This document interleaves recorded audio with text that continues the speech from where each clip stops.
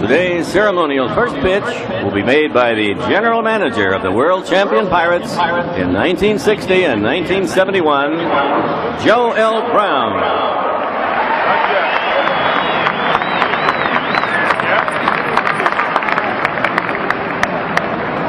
Big leg kick, a lot of motion, no fastball. We're getting to in a moment. Okay, roller.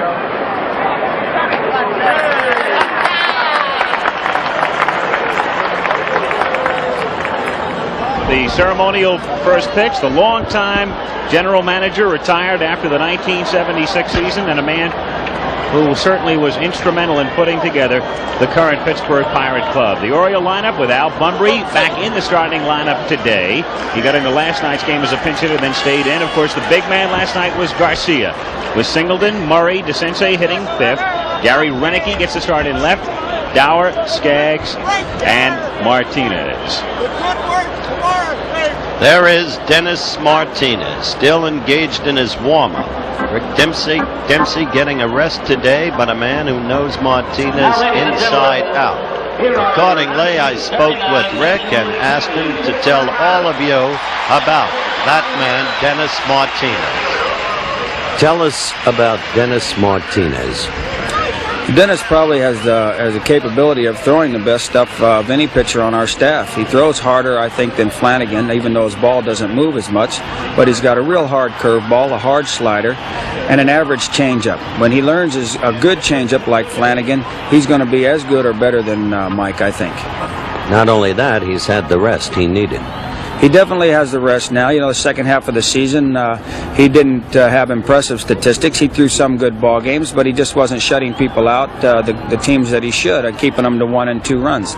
He's young. He's going to make mistakes, but he's learning, and we got a good game out of him in California. We should have won that ball game, and then he had more confidence against Pittsburgh. But he reminds me more of a National League pitcher. He'll go after you with that hard stuff. And he reminds me a lot of Bert Blyleven in a way, because Bert has the hard curveball and the hard fastball. But Dennis, like I just say, it's a learning process for him. And once he learns how to throw a real good ball game, he's going to be one of the toughest pitchers in the league to beat. Of course, Skaggs is catching Dennis today, not Rick. But Rick, of course, we've talked enough about him. A great catcher, knows his people inside out. Al? The Pirates out on the field defensively with the right-hander going for Baltimore. It's John Milner who gets the start in left field. Omar Marino, the key man in the buck attack, sets the table in the leadoff spot. Was 1 for 10 in the first 2 games, but had 2 hits last night. Dave Parker in right field, who has made a couple of scintillating plays already in the first 3 games. In the infield, Bill Madlock at third. The shortstop, over from the Mets in April in a key deal that sent Taveras to New York, Tim Foley. Phil Garner has been up and down. He's made some fine plays, and of course it was his error in the first inning in the first game that was instrumental in the Baltimore win. And Willie Stargell at first base. If this were the regular season, Stargell would probably be off today, sitting out a day game following a night game, but it's not the regular season. Ed Ott is back of the plate again. Ott being platooned with Nicosia during the series, and Eddie starting against the right-hander. And on the mound, Jim Bibby of tight end dimensions, 6'5", 242-pounder, 34 years old, born in Franklinton, North Carolina, lives now in Madison Heights, Virginia. Al Bunbury to lead off. Here are the umpires. National League umpire back of the plate today. Terry Tater, Jim McKean of the American at first, Paul Runge National second, Jerry Newdecker American third, Bob Engel National left field line, Russ Getz American on the right field line. 0-1 the count.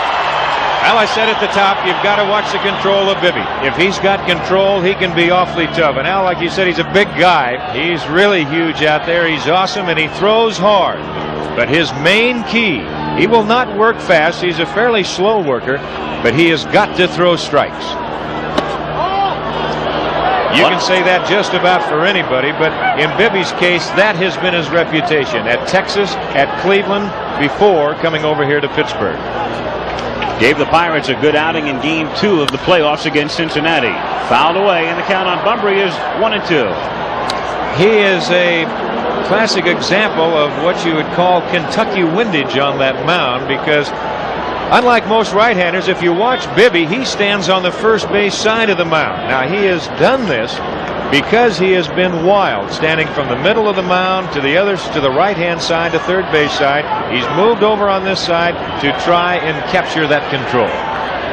The 1-2 pitch is hit in the air down the left field line and curling back toward the corner and back out of play as Milner runs out of room. They've just had a quick gun on him right off the bat, and he's up in the low 90s, 93, 94. So as I said, he can throw hard.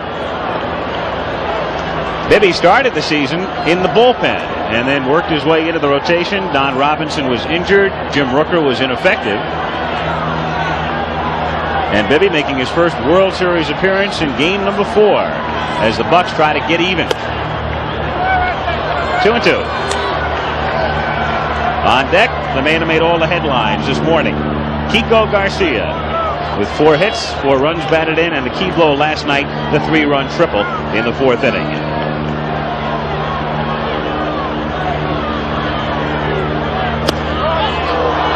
Three and 2, just missing. There's what makes it tough on an umpire. He's been high with every pitch.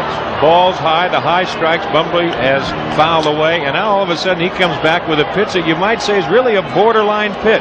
That makes it tough on an umpire. Bumbry hits it down to Garner. 1 away. Kiko Garcia coming up. 4 hits last night before the game. Howard visited with him. Kiko, describe your feelings at suddenly coming from relative oblivion to being a World Series hero. Well, it's a good feeling. I'm just glad I got a chance to pick up some of the guys because they picked me up pretty much all year long. So I was glad I had a good day, finally. You didn't have A good day is understating it. 1 out, bases empty in the 1st inning. 1-0.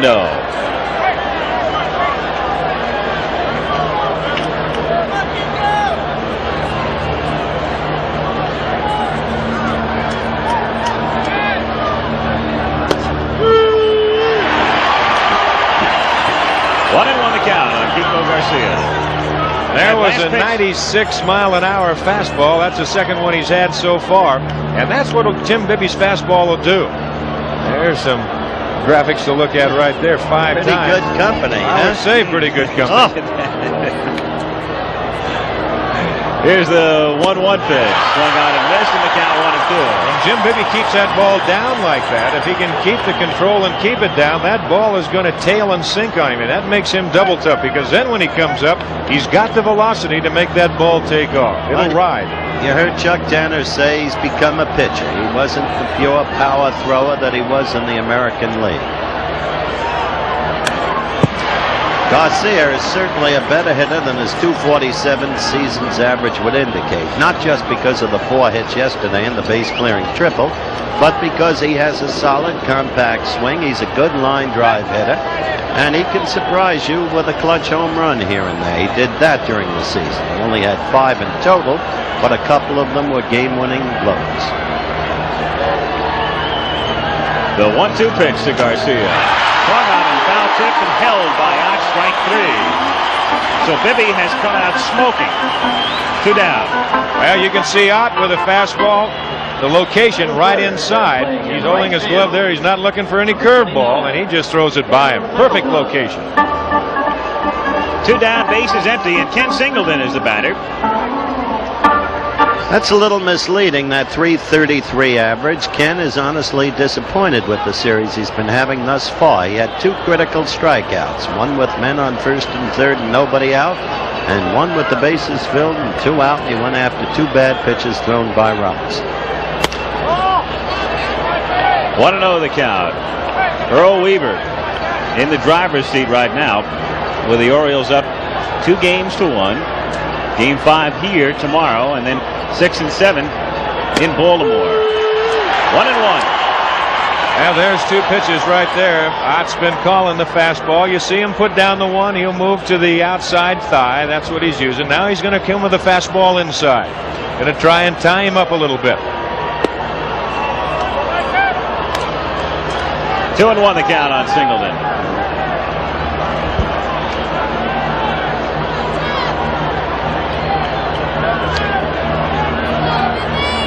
to go away one more time. Curling foul, back out of play. 2 balls and 2 strikes.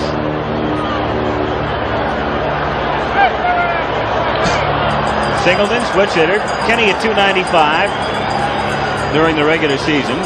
He's hit Bibby well during his career. 345 lifetime average against Bibby, who spent a lot of time in the American League with Cleveland and Texas. Now Kenny Singleton sees that little white piece of paper blow behind Bibby. And as hard as Bibby throws when he's up in those 90s like we've talked about already, you don't want any distraction back there. Hitters are funny that way. Chuck Tanner and Bob Skinner, the 2 men you just got a gander at. There's a 2-2 pitch. Got him swinging. So Jim Bibby retires the Orioles 1-2-3, and at the end of the half inning, it's Baltimore nothing, and the Pirates coming up. The Orioles defensively, Gary Renicky started last night's game in center, then moved over to left. He's back in left field today with Al Bumbry in center field. And around in right for the Orioles is Ken Singleton. The infield remaining the same with Doug DeCinces stretching out his back muscles. Spent a lot of time on the disabled list early in the season with a back problem. Kiko Garcia, the shortstop. At second base, we saw Billy Smith in games 1 and 2, and Rich Dower in games 3 and now 4. And Eddie Murray, whom a lot of people think is the best defensive first baseman in the American League. Back of the plate is Dave Skaggs, who has become, in essence, Dennis Martinez's designated catcher. And Martinez on the mound. It's a situation that is relatively similar to what existed for years in Philadelphia and before that St. Louis, with Tim McCarver always catching Steve Carlton, serving as Carlton's not only designated catcher but designated ventriloquist from time to time. As you look at the Pirate lineup, Omar Marino in center, Foley at short, Parker, Stargell, Milner, Madlock, Ott, Garner, and Bibby. Steve's going to have to find a new designated ventriloquist next year because McCarver's retired. That's right.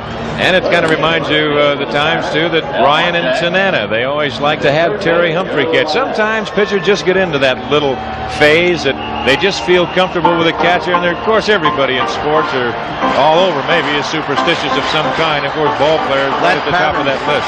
That pattern, Don, goes back a long way. From Homosassa Springs in Florida, the Dodgers had a great right-hander named Dazzy Vance, and he would only pitch to a man named Hank DeBerry. Omar Marino to lead off, Tim Foley, Dave Parker to follow.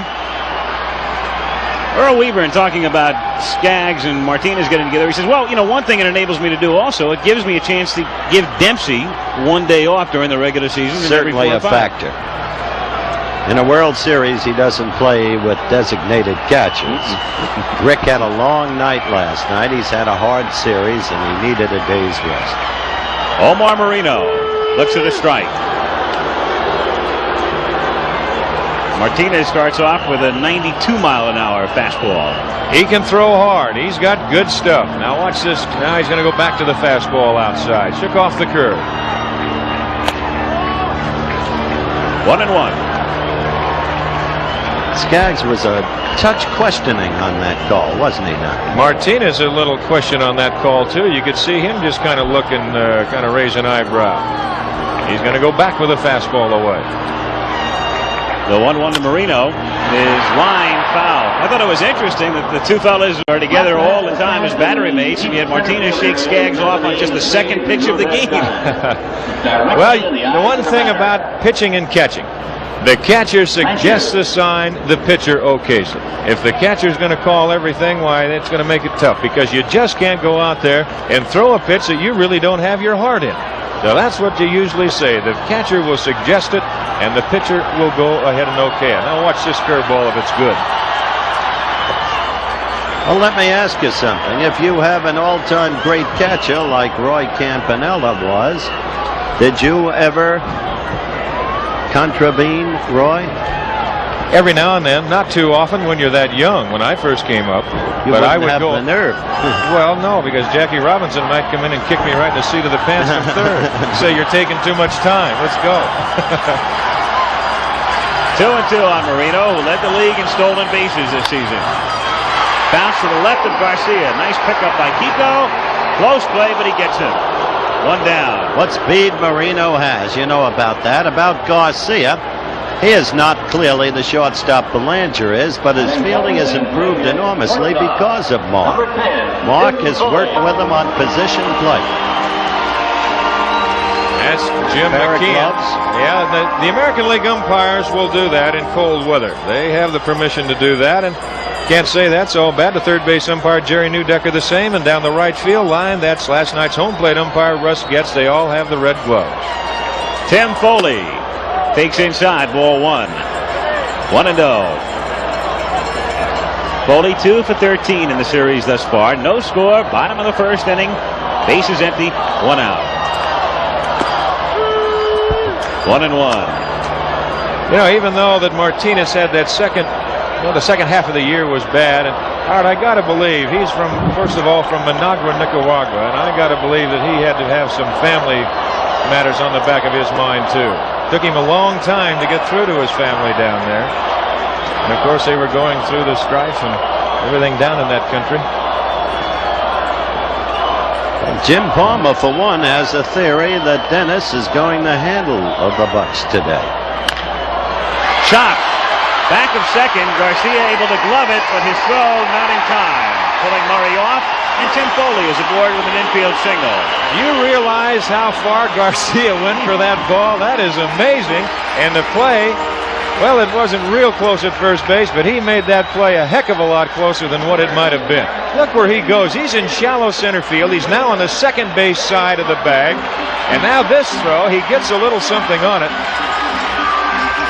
You know, Foley's across the bag, but he still made it a fairly close play. Foley had to hustle. But the hit was a Foley kind of hit. The contact hitter who will find the holes. So Tim is at first base with 1 down, and Dave Parker, 5 hits in the series, 4 of them in game 1 off Mike Flanagan.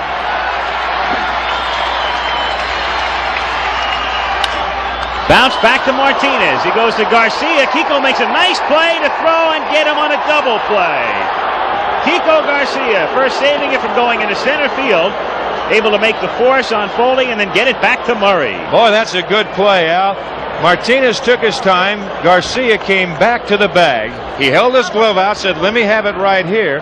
Now all of a sudden, Martinez on the first base side on that slope, and look at the play that Garcia makes to double him up. Wasn't it lovely the way he laced that foot over the bag? We'll be back in a moment. There's another look at that double play that ended the first inning. You see the hands up. Garcia does not commit himself, and he's very fortunate for that. A good play, and then they double up Parker.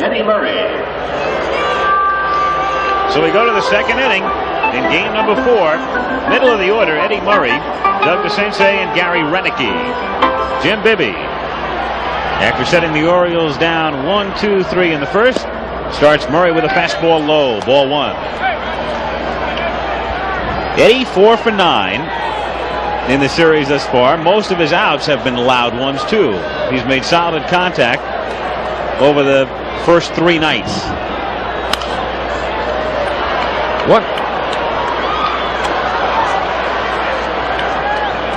One of the tough things about today, you've got the gray and white puffy clouds moving fast overhead. You've got patches of blue, bright sunshine coming through, and boy, that can make it tough on fly balls to the infield and the outfield.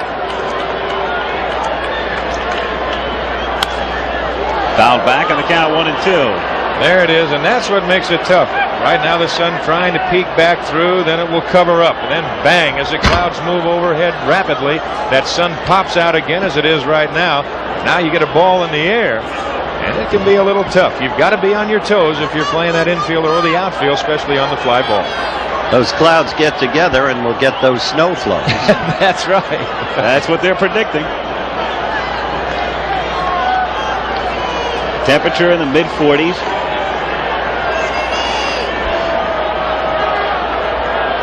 Bibby, a deliberate worker, and the 1-2 pitch is fouled away.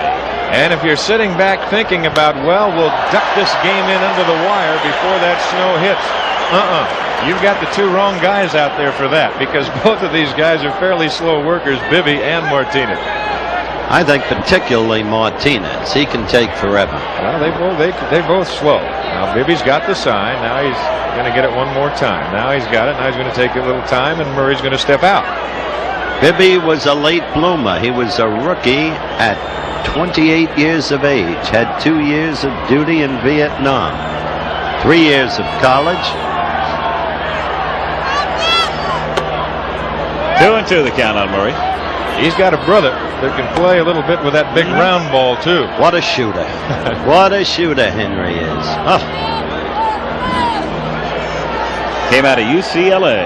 Yes, sir. Henry Bibby. Maybe the best set shot since Chet Forty played for Columbia. That's right. That's saying a whole lot? Saying an awful lot. 2-2 on Murray. We'll see DeCinces next. And down he goes. So that's 3 successive strikeouts for Bibby, who has sent down the first 4 men he's faced. Now the pitch down just a little bit. And you see that breaking pitch, very quick breaking pitch. And Murray cannot make contact. Bibby right now, he'll go to the fastball. As I said before, it'll either ride. If he keeps it down, it'll sink. He has the curveball that we've seen, and there's a slider. Doug DeCinces hit a home run in the first inning of Game 1, and he's drawn a blank since. He's 1 for 12 in the series. Again, some papers blowing out in front of the plate. It's breezy again. It's a swirling wind in Three Rivers Stadium.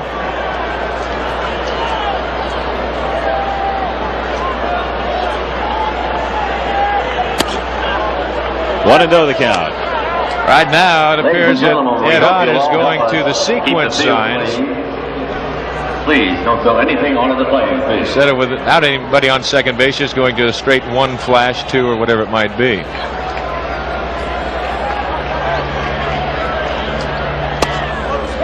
Two and oh the count. Now, the 2 reasons that come to my mind they might be doing that. Number 1, it just gets a pitcher in the habit, if somebody does get on second base, that he's working with those signs all the time. Or number 2, they've got the TV set going in the clubhouse, and they've heard us talking about it. I tend to think it might be the latter.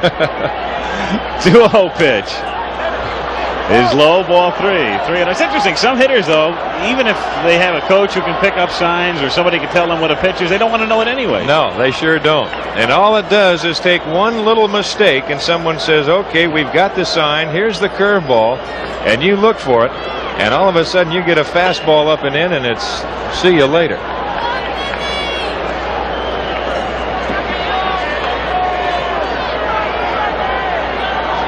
One out, bases empty, no score in the second inning. 3-1.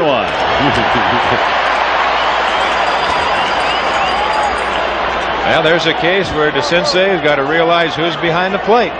That's a National League umpire. That's right. Strictly a National League strike. Terry Tata working the plate.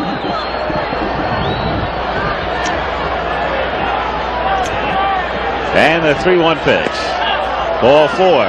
So the Orioles have their first base runner. Well, you mentioned Ed Ott calling sequential signs now. Ott knows Bibby. I talked to him about Bib before the game.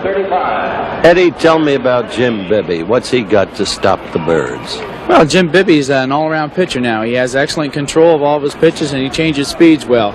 He's developed a change-up slider and a change-up forkball, and he's more or less a control pitcher. He keeps his pitches down well, and he spots them. He comes in and out, and he really keeps you honest. If you look away, he's going to bust you inside and more or less move you off the plate so he can work back outside. And he's a control pitcher and a power pitcher, and he's just an all-around great pitcher this year. That's pretty nice. A control pitcher and a power pitcher. Change-up forkball. Got a name for everything. Backup slider, change-up forkball. 1-0 on Renicky. The Sensei at first base and one away. 1-1. Used to be a lot easier. They'd call the screwball the fadeaway in Christy Mathewson's time. And then, of course, there was the drop. Remember the drop? That's right. Charlie Dressen, the late Charlie Dressen, the deep cut and curve. The in curve, the out curve. The 1-1 pitch to Renicky. Ball 2. 2-1 on Renicky.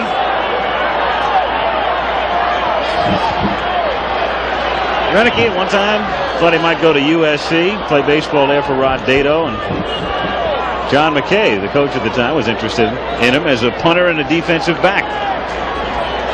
There's Harvey Haddix, the kitten, Pirate pitching coach, who had Bibby when Jim was at Cleveland. 3-1. This is the very thing, Al, that Doug was talking about. Jim has to have his control. Otherwise, deep trouble and suddenly the long ball. And you can see Jim right there just kind of thinking a little bit, trying to think about what he has to do.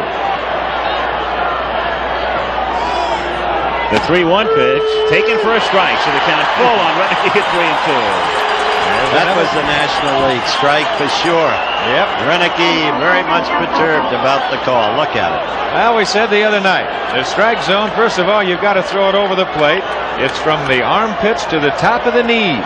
And that appeared that it was right at the top of the knees. 3-2 with the Sensei at first base and one down. No score in the second.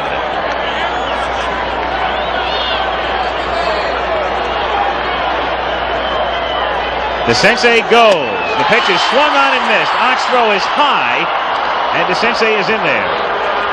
So the Sensei got a good jump, breaking on the 3-2 pitch. Renicky striking out. That's 4 strikeouts for Bibby as the Sensei steals second. Well, you can get a good jump on Bibby. He's got the high leg kick. The pitch is swung through. The throw by out, of course, a little bit high, but I believe the Sensei had the base stolen anyway. Luckily, Doug didn't get hurt on this. He could have got hurt pretty good. There's 2 gamers right there that are tangled up. I'll tell you that. Garner and DeCinces. They come to play. Dower at the plate. Rich led the club during the regular season in game-winning hits with 14. 0-1 the count. He is firing. 4 strikeouts as Don told you. Renicky in there in place of Lowenstein. He's really perspiring. Oh, he does. Cold. I'll tell you, you'll see. You might see some icicles out there as this game goes on. Lowenstein has not been hitting well since he hurt his ankle. He needed this day. 0-2 the count. He blew that one by him. 94 miles per hour on that pitch. Jim Bibby warming to the task. Reminds me a lot of Don Newcomb. Don used to perspire so much, and it drip off the bill of that cap. Not only that, similar physical structures. Both big guys, you're right. 0-2 the count.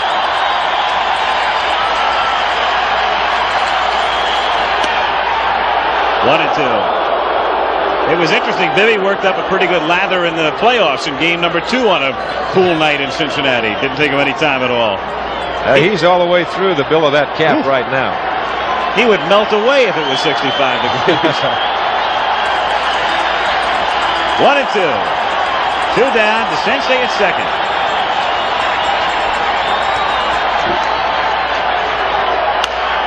Popped up. Gardner will take care of it.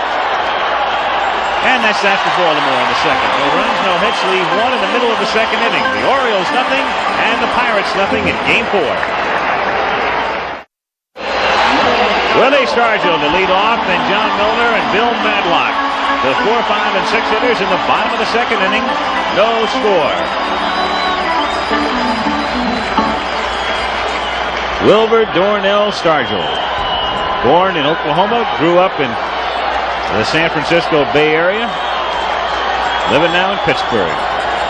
Big part of the community, physically and spiritually.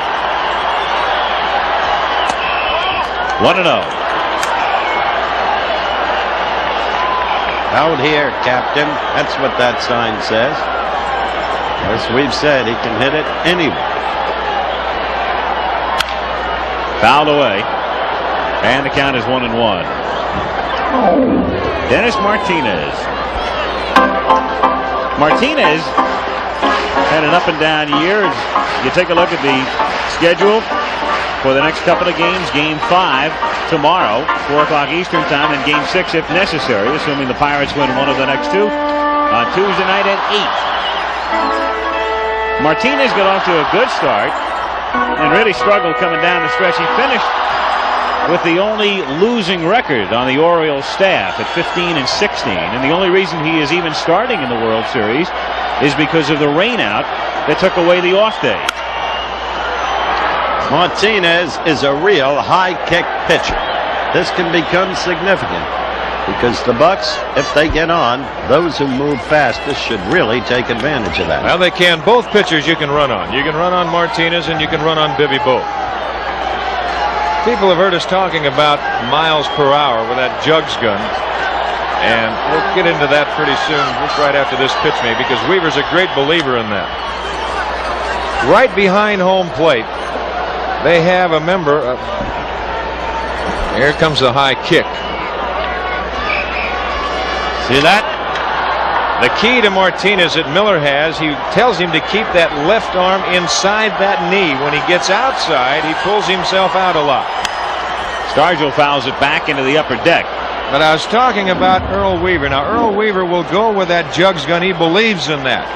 Right behind home plate, they have a member of the Baltimore staff sitting with a jugs gun and the walkie-talkie, and he will relay the times of that particular pitch. He was shaking his head at you. Yes, you do, Earl. You do too. Don, you're wrong. But they do. They keep that, and they tell if a pitcher's losing velocity off his fastball. Right there. There's the gentleman. There's the jugs gun.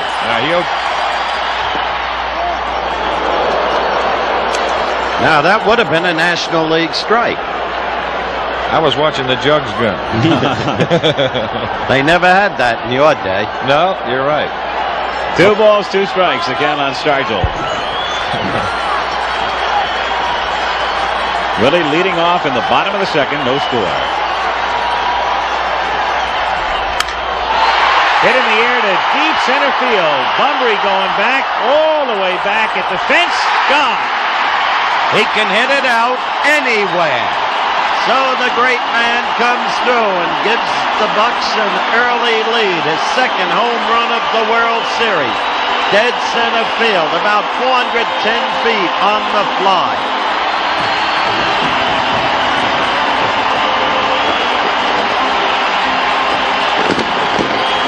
Willie Stargell a home run in Game 1 and then back with one in Game 4. Well, he got it all. He got it up high. There's a little breeze swirling around, checking the flag. It is blowing a little bit towards center. Bunbury thought he might have a play on it, but it just got over. That's good enough. Whether it goes over 1 foot or 2 feet, they call him back out.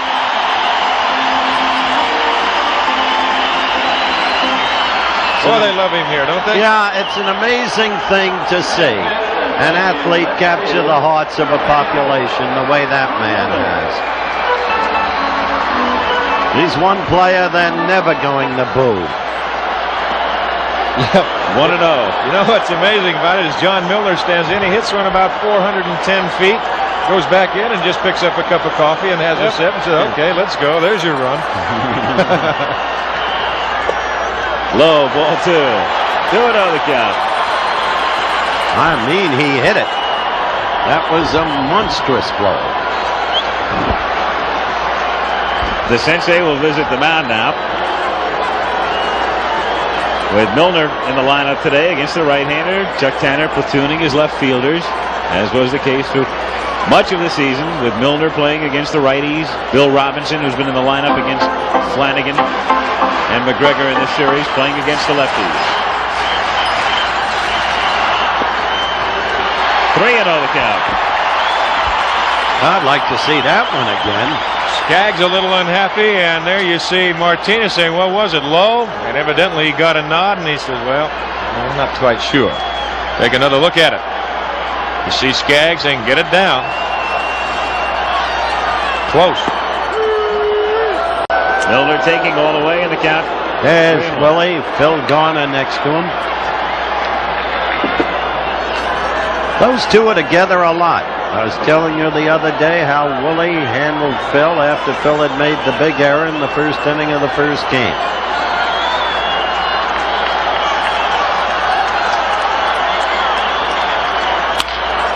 Hit on the ground and into right field for a base hit. So John Milner collects the third hit off Martinez here in the second inning. After Stargell leads off with a home run, Milner is aboard with nobody out. And up comes Bill Madlock. And this place rocking now. You'll get these people right now. They will be rocking. A lot of black and yellow pom-poms being waved.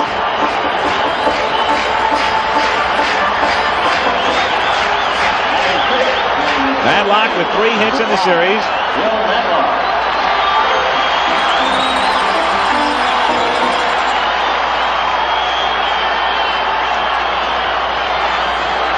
Milner held on by Murray at first base. 1-0 Pirates in the bottom of the second.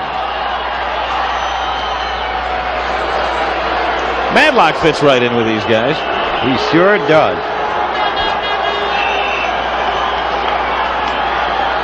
Bill unhappy in San Francisco. Didn't make any secret of that as Milner goes and Madlock drills it into the corner. Fair. And then bouncing into the bullpen for a ground rule double. That might have cost him a run because Milner was running on the pitch. Well, it saved him a run for sure. We don't know what the outcome of the inning will be, but with Milner running, Madlock hooks it down the line, and right there to make the call is the left field umpire, Bob Engel. And Martinez was still in his kick, and Milner was halfway down the line and more. You see, it just takes that big high hop and over the fence. Had it stayed in the playing field, the Pirates would have had a run for sure. The pitching coach, Ray Miller, coming out to try to settle Martinez down. Well, you'll see a lot of times the pitching coaches will come out the first time nowadays because they're the ones that work with these guys day in and day out. And the big thing right there is you see Ray Miller go back to the Baltimore dugout. Here's what's coming up immediately following today's game, Oklahoma and Texas. But they will talk to him. And just if they're doing something that they might see from the dugout, as I said, they work with them all the time. And they can go out and they can relate to it. Head on coming up with runners at second and third and nobody out. Otis Gardner in game 2. 1 for 3 in the series. The Oriole infield is back. So a ground ball could score Milner from third. Milner at third and Madlock at second. Outfield playing Ott around toward left. 1-0. Well, the big thing right here, early in the ball game, you won't. And there he is again. He's Stewart. Sammy Stewart. You won't bring your infield in because the way the ball scoots through this infield, you bring him in now, and the ball goes through. You've got 2 runs scoring instead of just 1. You'll give up the run for the out if you possibly can. Chuck Howard, our producer, said Sammy Stewart, who was throwing last night, has been throwing all night. Seems like we've been out here all night. Right. Last night's game ending at what, about 12:40 a.m.? Oh, it was long. Quick turnaround, short night. A home run by Stargell. 1-0 Pittsburgh. Pirates threatening, 2 on and nobody on. The 1-0 to Ott is lined foul off to the left. He doesn't want to hit it that way. His job is to pull the ball. You know, I really think these fans here in Pittsburgh, too, Howard, in your conversation with Chuck Tanner, when he says this is the biggest game of the series, and he's so right. A lot of good baseball fans here in Pittsburgh, and I think they realize the same thing. They know that they can't let Baltimore go 3 up on them. Don't forget, if this Bucs team gets a decent lead on you, they've got that whole bevy of relievers, great relievers. Task always of the opposing team is to stay close to the Bucs. We've already seen what those relievers can do. They just slam the door. But they are shelling Martinez. Ott wants to get around on this pitch, pull the ball. Breaking pitch low and inside, 2-1.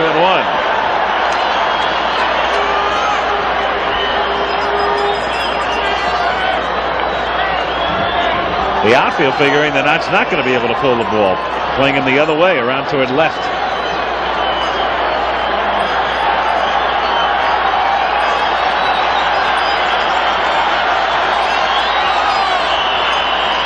Time called. Well, the one thing for sure that we know, after today's game, Chuck Tanner is going to name his pitcher for tomorrow. He has not made that decision yet, but looking at the Pirate bullpen, we know it's not going to be Blyleven because he's warming up. He's getting ready for the next day, I would think. There's Burt. Martinez appears unsettled with the National League umpire. Ott hits it to deep center field. Bunbury was playing shallow, and it's over his head, and that's a ground rule double. 2 runs in, it's 3-0.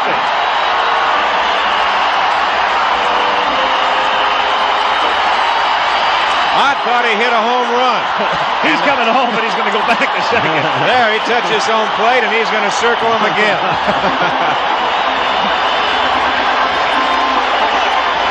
This is so typical of the Bucks. Always bouncing back, battling back.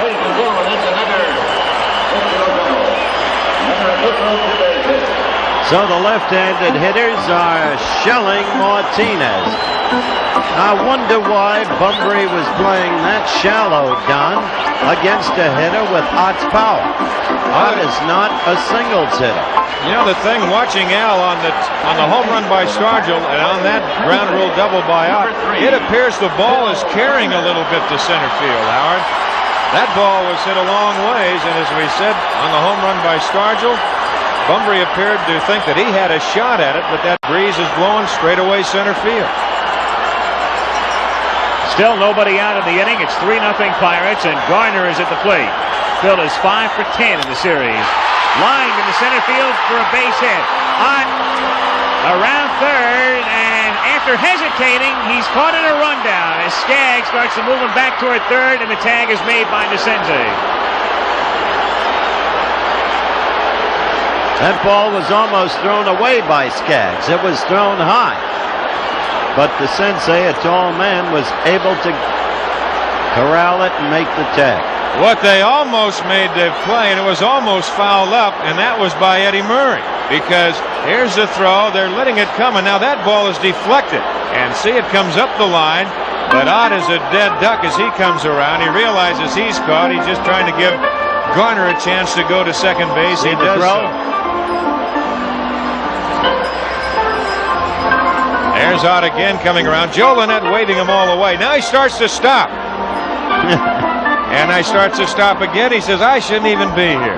Of course, this was the controversial play in the 9th inning of the second game. Murray effecting a cutoff. Here he deflected the ball. Ott, the runner, coming in to score the winning run. We'll be back in a moment. Well, we are finally going to take a look at Sammy Stewart, who last pitched on the 29th of September, but was up and throwing in the bullpen seemingly every 15 minutes during the playoffs and thus far in the World Series. Likewise, he comes in with 1 out in the bottom of the second inning. It's 3-0 Pittsburgh. Well, the Bucks are a team that chews up secondary pitching. As you look at Phil Garner, who is now 6 for 11 in this World Series. Don't forget, we've got a special Sunday edition of NFL football, 9 o'clock Eastern Time. You couldn't have a better matchup in the National Football League. The Cowboys against the Rams, who apparently are coming on in the wake of their victories over the Cardinals in New Orleans, putting good, solid games together up to the quality of their personnel. Here's Bucks pitcher Jim Bibby. Bibby standing in with 1 out. Garner at second base. Stewart, hard thrower. Sammy should be up 92, 93, 94 miles an hour.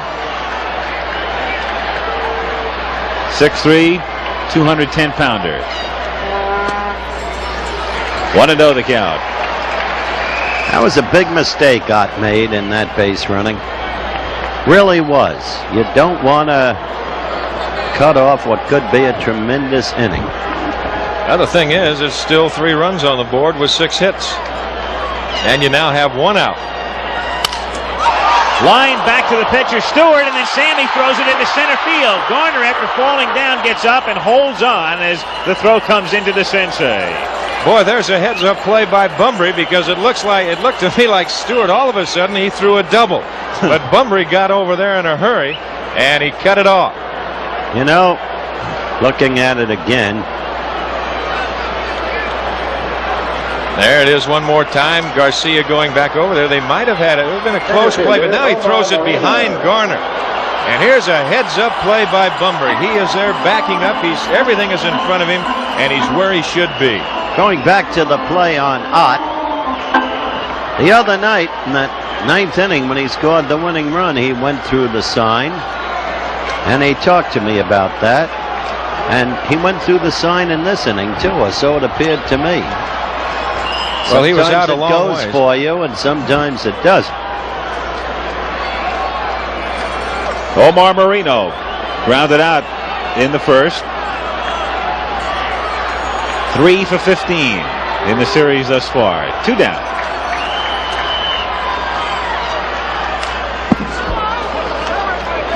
Oh, and 1. Stewart on in relief of Martinez, and there is Steve Stone. Stone was listed as a possible for tomorrow, but we understand now that Earl Weaver is going to come back with Mike Flanagan tomorrow. If I were Earl Weaver, that's what I'd do. But Stone is a canny pitcher. He won one of the biggest games of the year, a game I mentioned the other day, 2-1 over Milwaukee on a Monday night. Went the route. 1-1 on Marino.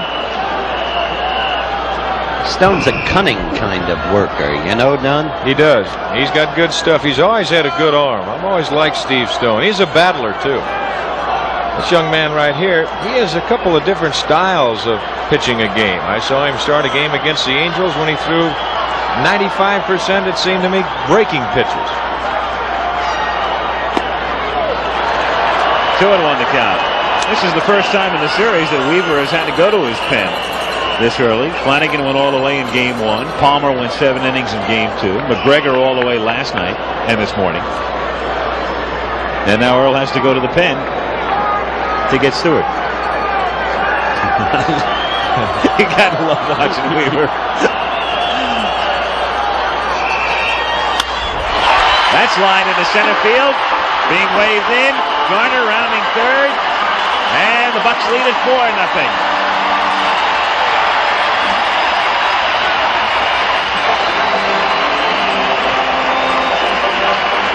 If Bunbury would have known what was happening to Garner, he'd have made a play at the plate.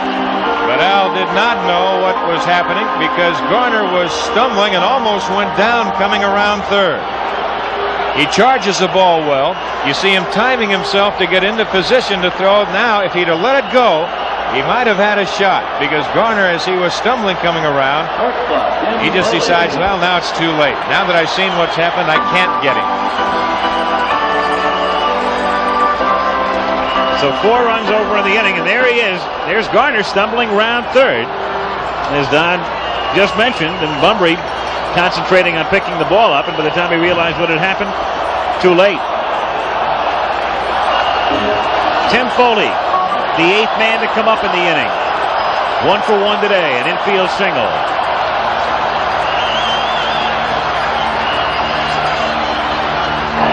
Stewart with a good move, and he's got him. So Marino at first base with 2 down in a situation where he might be going, and he gets picked off. So an inglorious end to the inning for the Bucks, but they come up with 4. It's a good move, too, and they've got him dead to rights, and Jim McKeon, the first base umpire, is right there on the call. 4 runs, 6 hits in the inning, and at the end of 2 in game, it's Pittsburgh 4, Baltimore nothing. Well, number 8 has been number 1 in Pittsburgh for a long time. He's the man who got the inning started with a home run. As we mentioned before, it's interesting because were this the regular season, Willie would be off today. Tanner would sit him down and rest him after a night game, especially one that lasts until 12:30 something in the morning, as was the case last night. But Willie in the lineup today, and the home run got the Bucks moving in the bottom of the second. Yes, but we still haven't had a really well-played game in this series. In that inning, the Birds got one buck out, and the Bucks took two of themselves out. That's exactly right. Nothing but mistakes. Dave Skaggs, he's hitting for the first time in the series, and time called again. We've got hot dog wrappers and other paper blowing out onto the field from the stands. As we take a look at some scores in college football, the second-ranked Crimson Tide leading Florida 7-0 in the first quarter, and Ohio State out in front early against Indiana. The Pittsburgh Panthers played here at 10 o'clock in the morning. Not on this field, of course, but they beat the Cincinnati Bearcats 35-0. You were over there early, weren't you? Yeah, Al was over there. Sure. He came here, and tonight he's going to the hockey. 0-2 pitch. Bounced and takes a wicked hop, and Madlock able to stay with it, but Stargell can't dig it out. So the ball looked like it might have hit the seam where the dirt meets the turf at third. Madlock eaten up by it, and Skaggs is aboard at first base. Now that ball was exactly just about what you said, Al. It was pretty good. It was just a routine ground ball, but then all of a sudden it hits right. Well, it comes up on the dirt, and then it comes up on Madlock, and now his throw is offline. Stargell has no chance. He just takes a big swipe at it, and you've got the heads-up second baseman Phil Garner right in behind him to back it up. We said we have not had a really well-played game yet. They haven't made a judgment or a call on that yet.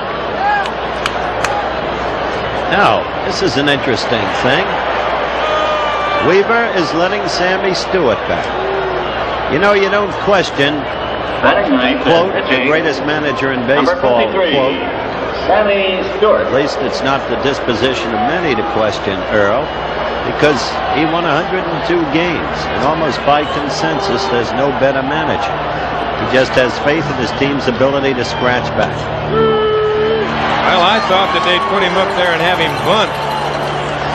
And you're just gambling that he might pick up a run with Bumbry and Garcia following, but there was no attempt to bunt right there. It's a ground ball and a double play, and then you kind of scratch your head a little bit.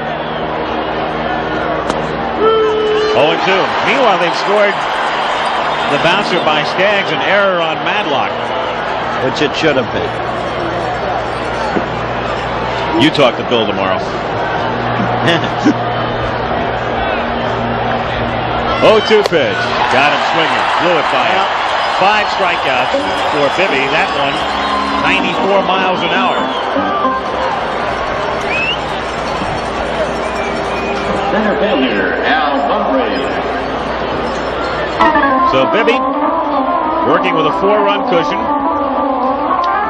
has struck out 5 of the first 9 men he's faced, and Al Bumbry comes up, bounced out in the first inning.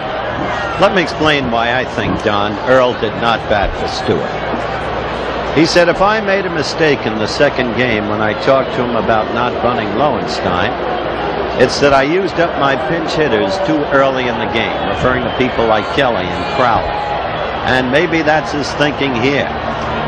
We'll find a way to pick back a run or two, and then later in the game when I need these guys, I'll have them to call them. All right, I can see that. I'll go, but you just gave him an out there by letting him hit.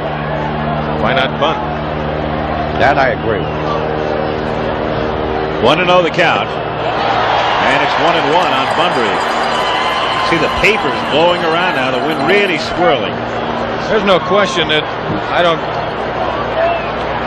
I'm saying about Baltimore, they don't have the bench that Pittsburgh has, and I can see exactly what you're talking about, what Earl Weaver was talking about.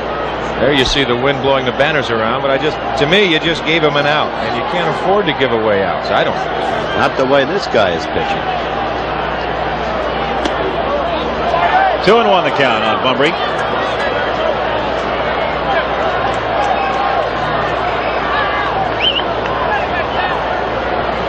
Five strikeouts.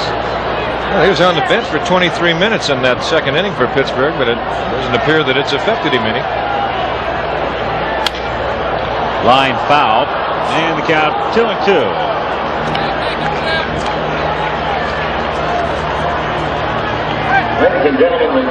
Great night of entertainment tonight on ABC. Two hilarious new comedy hits, The Ropers and Detective School. Following, it's an all-star Love Boat. And then Robert Wagner and Stephanie Powers star in a new adventure series, a hit series, Heart to Heart. All tonight, beginning at 8 Eastern, 7 Central on ABC.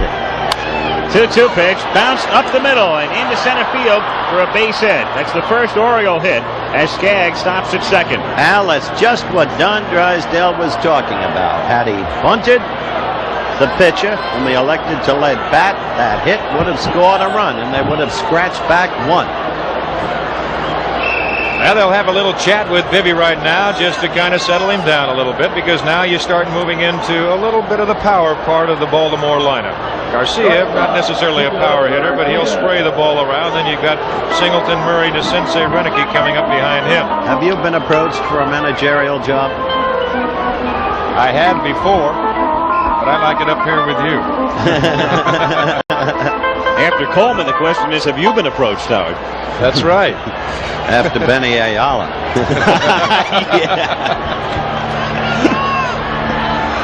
Kiko Garcia. Outside, ball one. Garcia struck out in the first. Those clouds are now coming together. They are coming together, and I know that Chuck Tanner's sitting there hoping they want to get 5 in for sure and still be on top. And the temperature is dropping. Foul back. 1-1. The cloud cover started out. It was a very sunny and clear morning, and scattered clouds moving into the area, and now pretty good cloud cover. Forecast for snow flurries. We've seen those before. Yeah, that's nothing new. 14, 15 hours ago. 1-1 pitch. Low, ball 2. 2-1 the count on Garcia.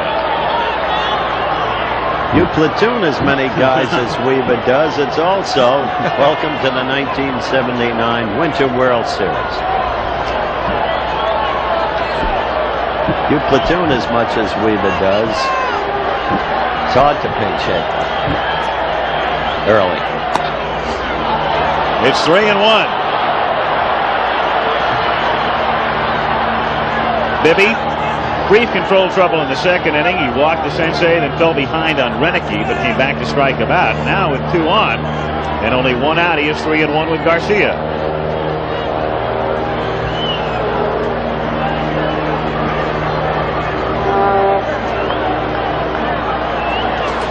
I'm sure Earl Weaver, he's got an idea in the back of his mind what his ball club can do against Bibby. Lifetime, Bibby is 5-7 against Baltimore. That's when he was with Cleveland and Texas. He feels as though if they can just hold Pittsburgh right here, they got a whack at it. Hit to deep left center field. John Milner racing back, and that one bounces up against the fence. Skaggs coming in to score. Bumry coming in to score. And Garcia, last night's big man, picks up a 2-run double to make it 4-2. What we've talked about, the unexpected heroes. This kid has rocketed international attention. His 4 hits last night, the 4 ribbies, the base-clearing triple, now 2 more ribbies. Well, he got behind the count 3-1, and he got the fastball up over the plate, and Garcia is looking nothing but fastball. He got it, got out in front, timed it well, and hit the ball well. Well, I've decided that maybe Tommy Lasorda is right. Weaver walks with angels. Jed Singleton hits it foul, 0-1. So they're back in the ball game, and we've got another of these head-to-head battles between 2 teams that seem so evenly matched.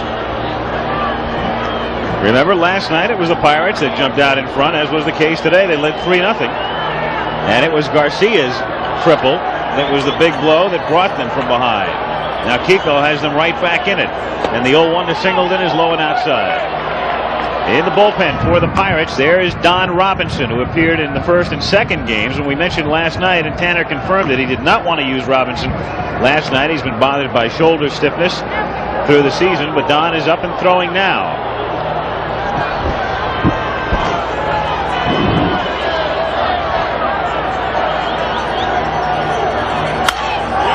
That's hit deep to left center field. Marino is racing back, and that one hits the bottom of the fence as Garcia rounds third. He'll come in to score. The throw to second is not in time, and it's 4-3. Now that's the Kenny Singleton we've grown accustomed to throughout the season.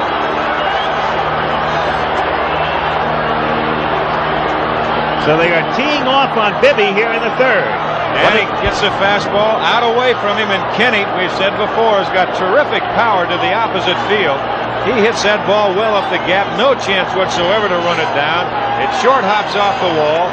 Right there to make the play is Marino. A close play at second base. As Garcia scores, it's 4-3 Pittsburgh. There's a play at second base. He makes a good, strong throw. Eddie Murray.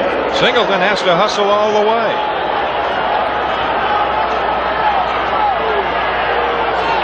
So the tying run at second base, still only one out of the inning, and Eddie Murray struck out in the second.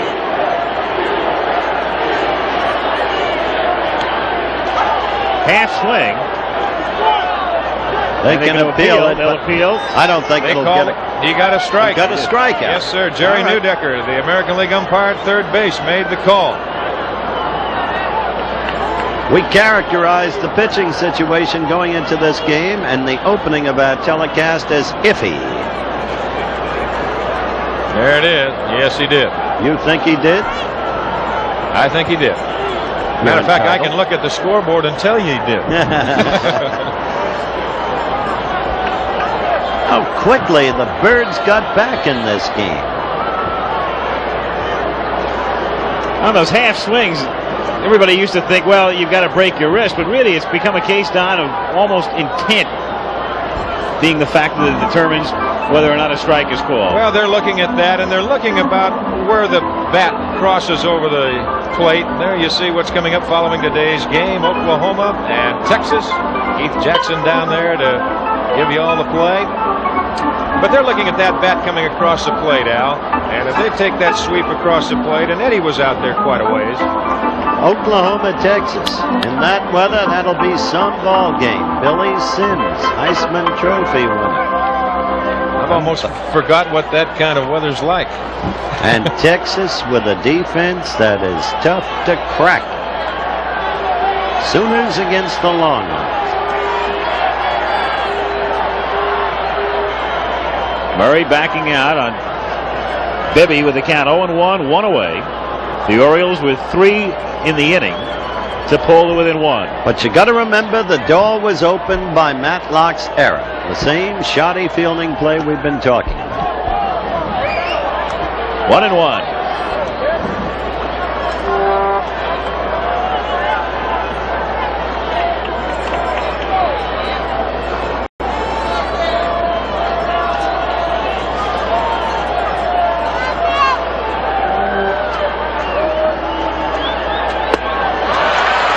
Ran it in on him. 1-2.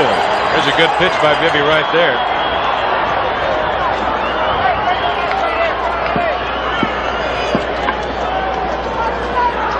You've got to move the ball in and out on Eddie Murray. He resents the fact that he's labeled a fastball hitter only. He says, I wouldn't be up here and I wouldn't have 99 runs batted. Bibby taking the time, trying to think himself and pitch himself out of this jam. And Murray, who likes to get in, most hitters like to get in there and say, let's go, let's play. They don't like pitchers that take a lot of time. They like to get in there, key themselves up, get set, and go. And down goes Murray. So Eddie strikes out for the second time. Bibby has struck out 6. Good slider. And Murray just got it timed pretty good. He just swings over the top of it. With 2 down, Doug DeCinces drew a walk in the second inning. know, Howard, what you said before seems even bigger and bigger right now with this 4-3 Pittsburgh score and lead, with the Pirates running themselves into 2 outs and Baltimore only getting 1 out, which could have been a very big second inning for Pittsburgh. That's right. That's why those plays are so important. They add up. The accumulation of uncapitalized upon opportunity can kill you. It's the same in every sport. In football, it's turnovers, mistakes. In baseball, it's the same thing. This is one of the reasons why your old team, the Dodgers, have always excelled, because they so stress the fundamentals they don't make the mistakes. Hit in the air, left field, shallow, Foley out, and Milner coming in, and Milner makes the catch. But in the inning, the Orioles get right back in it. 3 runs, 3 hits. The big error by Matlock. Middle of the third, 4-3 Pirates. Tim Foley in a new uniform in a new city enjoyed his best season. In 1979, he'll lead off, and earlier, Howard chatted with him. Well, with the season you've had, you were finally properly rewarded. A 5-year contract.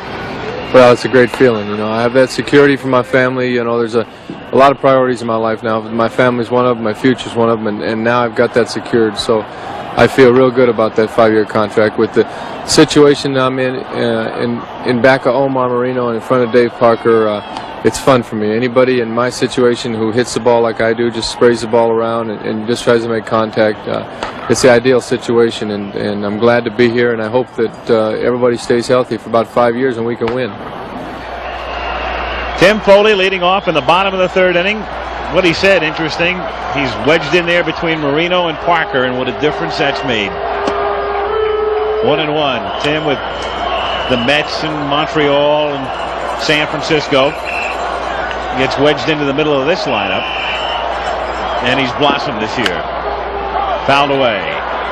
And the Pirates are happy that they have him to put in that wedge. I'll guarantee you that. Look at that. You know, Foley is the first player in 50 years to have erred in the first 3 games of the series.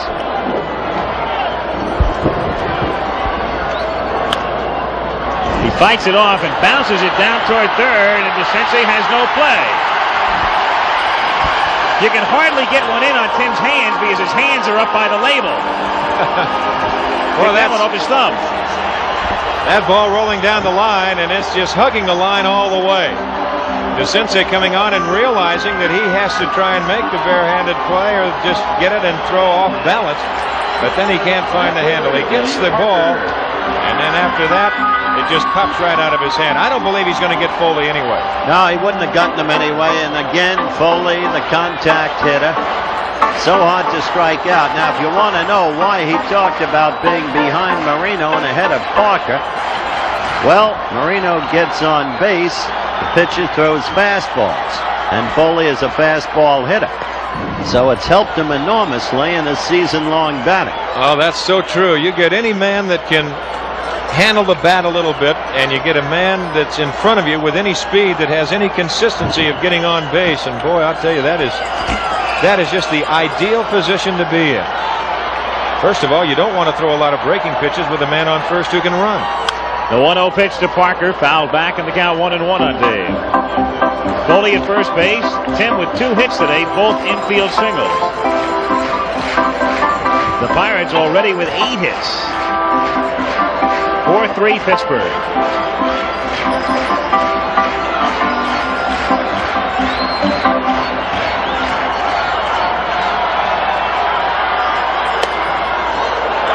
Two and 1 on Parker.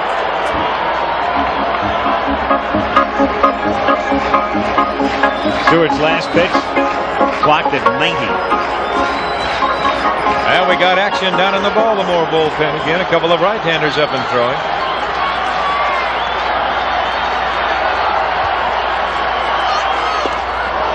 That was a good pitch.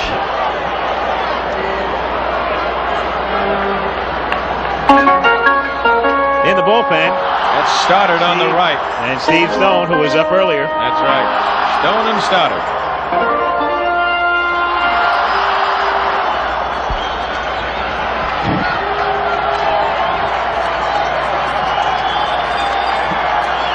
The 2-2. Hit to center. Bunbury is right there. 1 out. Stoddard, eh? The way the Bucks have been hitting out toward those walls, they'll put them in to get the rebounds. Penn State 7-0 over Army. The Mountaineers 7-0 over Boston College, and William and Mary 7-0 over the United States Naval Academy. Army, an improved football team. Lou Saban putting together the nucleus of something. Beat Stanford a couple of weeks ago. Which is not easy. Willie Stargell looks at a strike. Stargell, 410-foot homer in the second inning. There was a good curveball right there.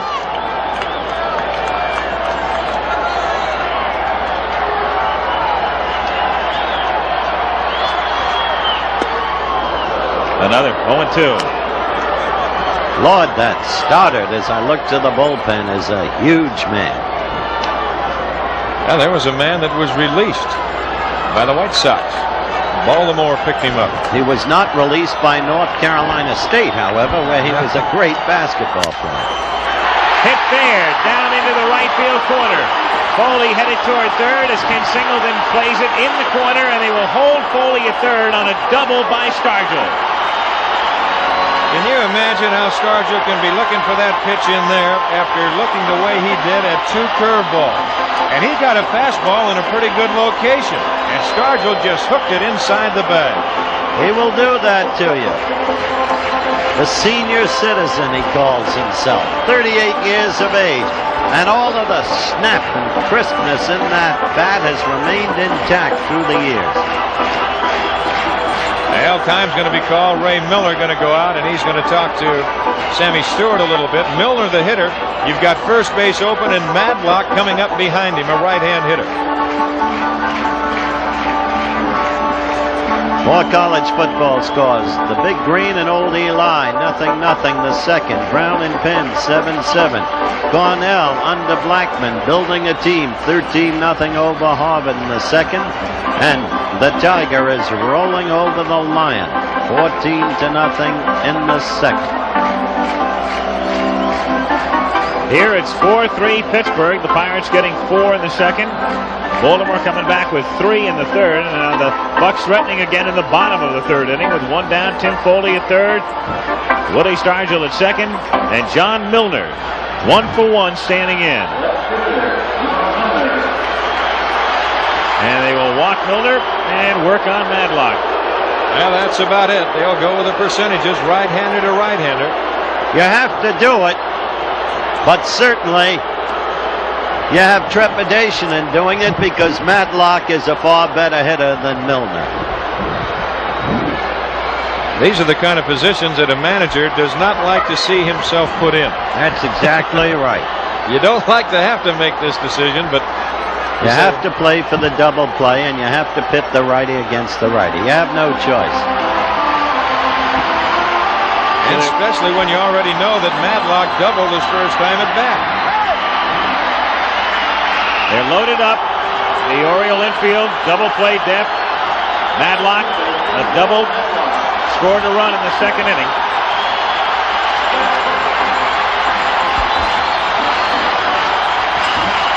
One away.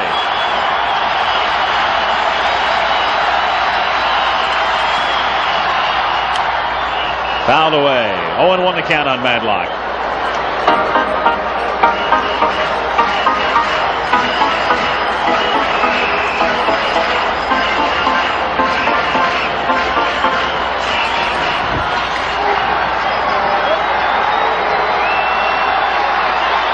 I tried to lip read that. What did he say? Could you?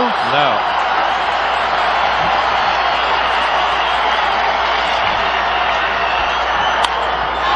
Bounce down to second. Great play by Dower to Garcia. 1 back to first. They get the double play. So the strategy worked. Yes, it did. They made it work. Good play by the second baseman. What a play by Dower, because that ball, he kicked back on him after it hit the dirt. We'll take a look at it again as Madlock hits it hard by Stewart. Now Dower going over, and now it takes a skip back on him. You see, he almost overran the ball.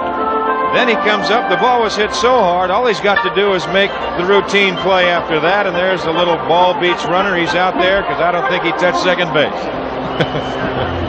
So they come up empty in the third. We go to the fourth. It's still 4-3 Pittsburgh. Gary Renicky leads off in the fourth inning. He'll be followed by Dower and Skaggs. 4-3 Pirates as we start the fourth inning.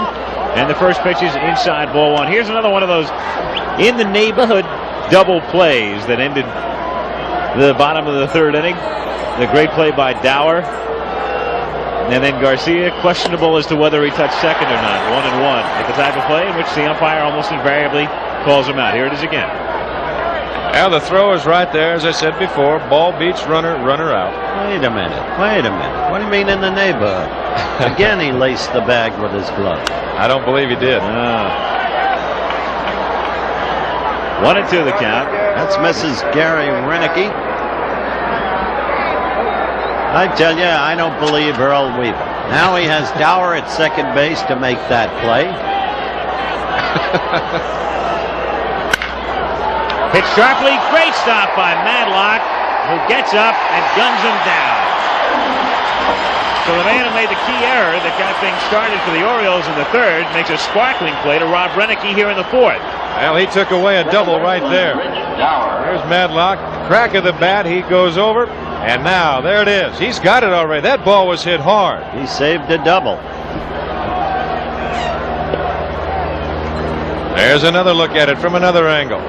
To the backhand. And he saved a double. Tell you the history of...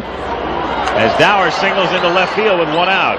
Now you can see how big that was. Now you've got a tie ball game if Madlock doesn't come up with right. that. Robinson working again in the bullpen. I mean Roberts. This time, not Robinson. Roberts, the bearded, a veteran who's been so much travel. Let me tell you something, Don. Catcher Dave Skaggs. There's got to be some luck to having the right guy in the right spot. Some luck all the time. Well, if they threw Weaver in the Boston, in the Charles River, he'd come up the other side with a fruit stand. Dave Skaggs inside ball one. I don't believe you. Well, you know what you've got to have luck too, Howard. There's no question about that. But I'll tell you what, they still won more games than anybody in baseball. But it would have been interesting to follow them all year long. I think it's just shown so much in this series.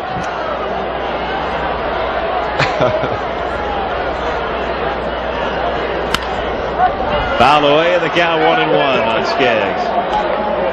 More college scores. Clemson over Virginia Tech, 14-0 the second. Duke beating Richmond, 14-0 the second. And the Mies in blue, Wolverines, 17-7 over Minnesota in the second. Oshembeckler riding high.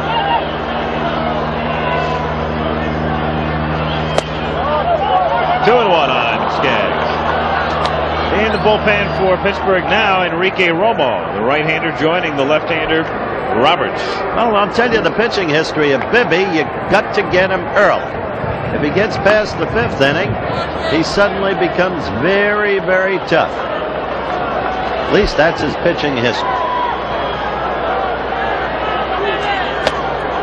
And he's behind on the count again. 3-1 to Skaggs. The pitcher due up next, but there is Lee May out on deck to bat for Stewart.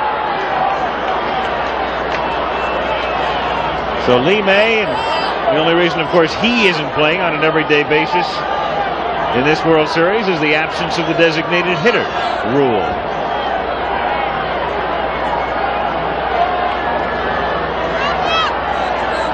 The 3-1 pitch.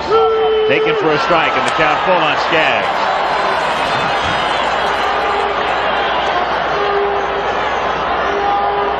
Pittsburgh leading 4-3. Full count, Dower at first base. Dower does not go, and the pitch is fouled straight back.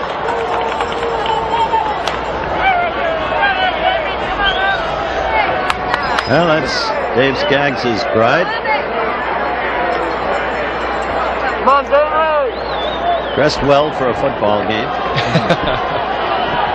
You'll be back here, what, a week from Monday? Denver at Pittsburgh. Monday Night Football.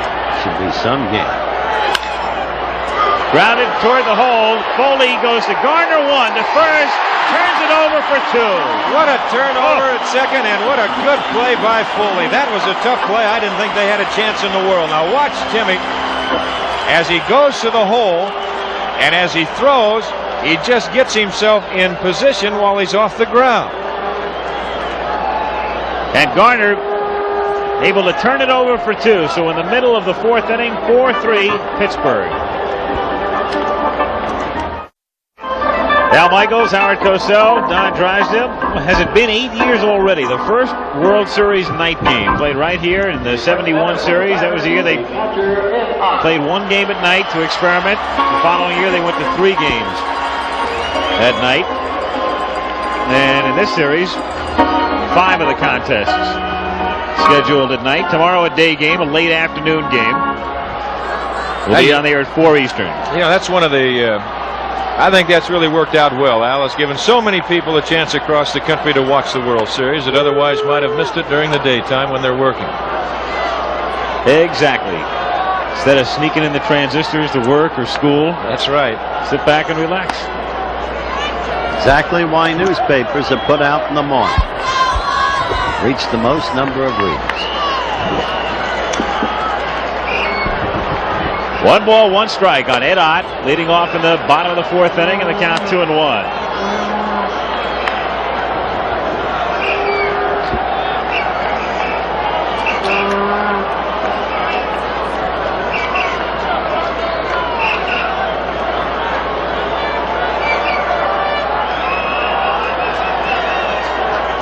Three and 1 the count. Well, the way this series goes, and of course after every series, why there's so many stories that you hear, somebody comes up somewhere around the country and says they predicted every one of these games the way it's turned out. I want to talk to them. Go to Las Vegas, you'll find a lot of those. Yeah. 3-1 pitch is fouled away by Ott. Ed Ott, converted outfielder. There is Tim Foley. Great double play. Started on the ground ball by Skaggs, going to the hole. And then turned over by Garner. 3-2 pitch is lined to left field. Renicky going back and has a play on it, makes the catch. You know, Howard, you talk about the fact we've seen a lot of shoddy fielding in this series, a lot of errors. It's been interesting, though. We've seen some great plays. Yes, there have been flashes of defensive brilliance, no question about it. That Ott is a deceiving hitter. He's the guy Bunbury played too shallow. He gets a lot of wood into the ball.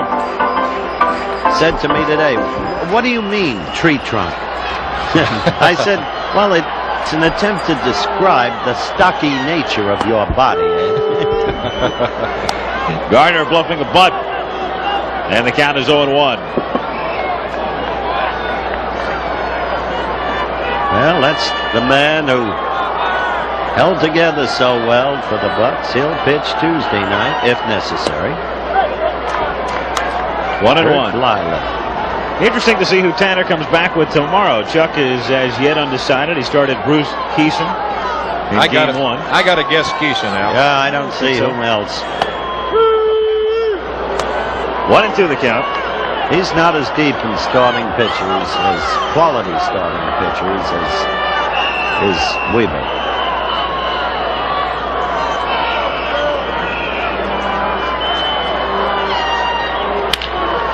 Grounded into the hole and through for a base hit. So Garner is 2 for 2, and in the series now, Phil has 7 hits in 12 trips to the plate. Bucks win the series. Despite his defensive lapses, he can wind up the hero. Hey, look at that. Georgia tied with LSU, which gave USC such a tremendous tussle, and Georgia's lost 3, tied at the half. Johnny Majors and his Volunteers in a tie with Georgia Tech. Maryland and the Wolfpack tied in the 3rd period. And Wake Forest leading North Carolina, and Wake Forest can do it to anybody. Alabama, the Crimson Tide under the Big Bear, rolling 14-0 over Florida, 12-0 in the second period. Ohio State over Indiana. Jim Bibby lined out in the second inning.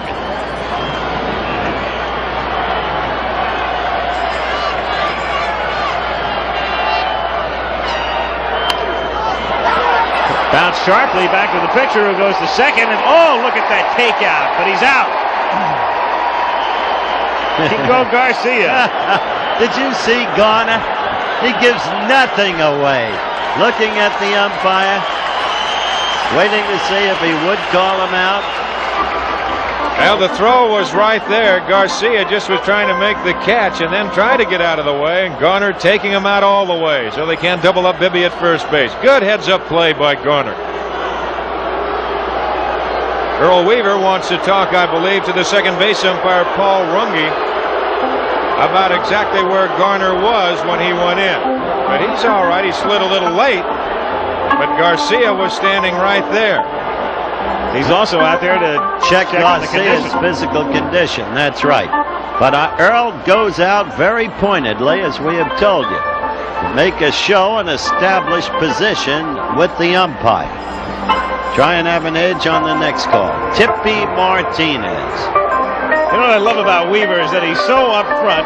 He very rarely minces words. What was it, about 3 or 4 years ago? Mike Cuellar, toward the end of his career at Baltimore, he was upset because he wasn't getting a chance to pitch very much, and said so, and it was written. And Weaver said, "What is he talking about?" He said, "I've given him more chances than I gave my first wife."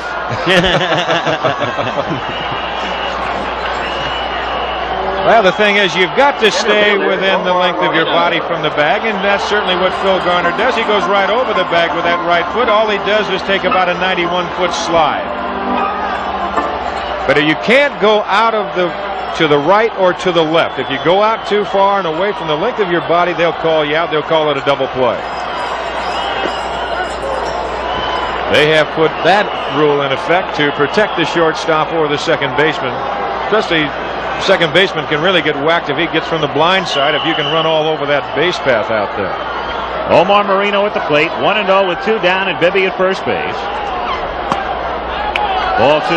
2-0 the count. Still in the fourth inning, Al, and the Bucks, there you see it, have 10 hits, but only 4 runs in 3 2/3 innings. That second inning still might loom to be a very, very big inning. They gave away 2 outs themselves. 2-0 pitch is bounced toward the middle, fielded by Garcia. Makes the unassisted force, and the fourth inning is over. No runs, a hit, leave 1, into 4. Still 4-3 Pittsburgh. Fifth inning, it's 4-3 Pirates. Lee May will pinch hit to lead things off as you look at the schedule tomorrow at 4 o'clock Eastern. If necessary, back to Baltimore on Tuesday at 8 o'clock. Fifth inning, and with more play-by-play, Don Drysdale. All right, Al, it will be Lee May. Then we go to the top of the order, and Kiko Garcia in that order. Bibby already through 4 innings has thrown 75 pitches. He's got his exercise in for the afternoon, to say the least. May on the year hit .254, 19 home runs, 69 RBIs. Veteran right-hand hitter. Good breaking pitch. Lee May has hit Bibby 409. You see it right there. 9 for 22. I don't care how many pitches Bibby has thrown, Don. His history is he gets stronger. Another swing and a miss at a breaking pitch. 0-2. Your history is you come on and the teams get runs. That's why I'm up here. 2 strikes to Lee May. Backs him off the plate.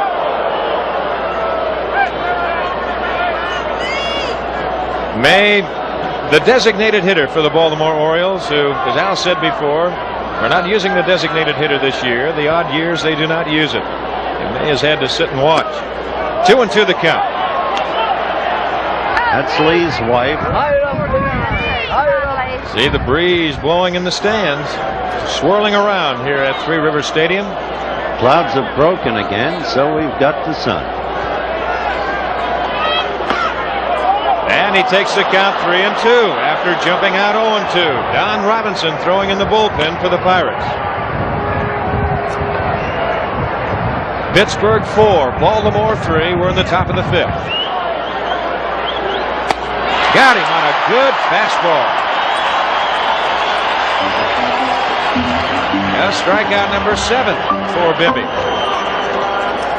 Jim throwing hard at the outset. He was clocked in the mid-90s in the first inning and still throwing hard. And Lee May, a pretty good fastball hitter, gets blown away on a fastball that was just timed at 95. Now here's Al Bunbury, 1 for 2 this afternoon. He bounced to second, and he singled and scored in the 3rd.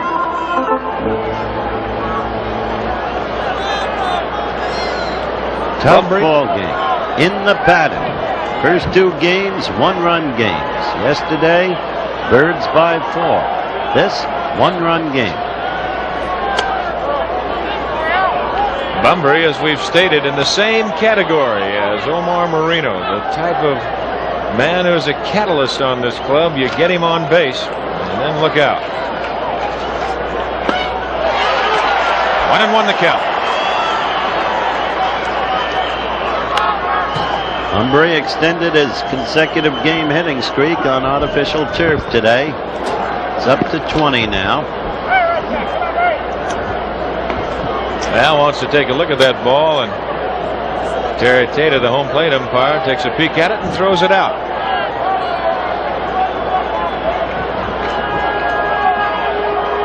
One ball, 1 strike, 1 out. And the man at bat wearing number 1, Al Bunbury.